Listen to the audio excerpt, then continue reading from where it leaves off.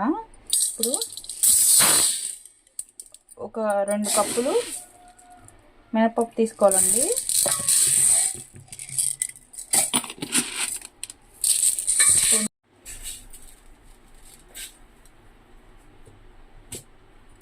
ఇన్ని మెంతులు వేసుకోవాలండి. ఇందులో మెంతులు వేసుకోవడం వల్ల ఇడ్లీ చాలా సాఫ్ట్గా వస్తాయండి. చేసుకుని అప్పుడు నానబెట్టుకున్నాండి.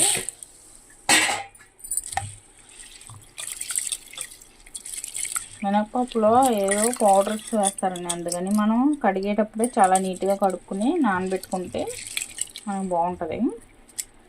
కడిగి మళ్ళీ నీళ్ళు పోసి చూపిస్తాను. 1 కప్పు అటుకులు తీసుకోవాలి. అటుకులు తీసుకుని బాగా ఇవి కూడా వాష్ చేసుకుని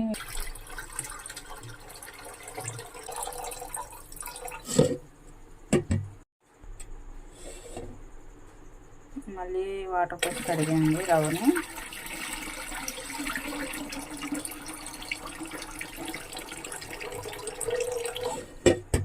ఇప్పుడు చూసారా ఇంత తెల్లగా రావాలండి రవ్వ. అప్పుడు మనకి ఇడ్లీలు బాగా వస్తాయండి. గిన్నెలో వేసేసుకోవాలండి రవ్వ అంతా. ఒక నిమిషం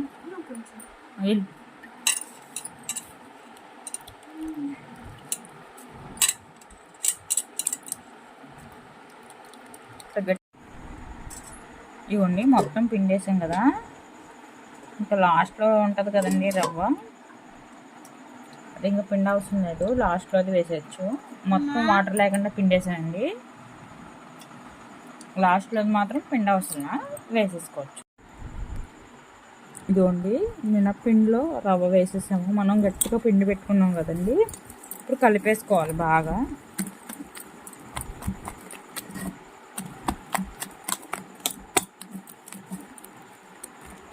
ఇదిగోండి, ఇప్పుడు మళ్ళీ పిండి వేసుకున్నాం కదా, మళ్ళీ ఇంకొంచెం రవ్వ ఉండిపోయింది కదండి, అది కలిపేసుకున్నాం పిండిలో. ఇదిగోండి, మనకు కావాల్సినంత పిండి ఒక గిన్నెలోకి తీసుకున్నాం కదా. ఇందులో సాల్ట్ కొంచెం వాటర్ కలిపానండి. సాల్ట్ కొంచెం వాటర్ కలిపి, సాల్ట్ మనకి సరిపడినంత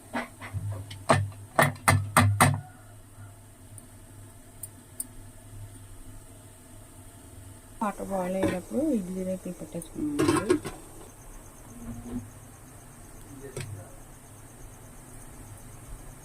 ఇప్పుడు ఇడ్లీ ఇందులో చూడండి. ఇడ్లీ చూసారు కదా ఎంత మెత్తగా వచ్చినాయో. మీరు కూడా ఈ విధంగా చేసుకోండి, ఇడ్లీలు బాగా వస్తాయి.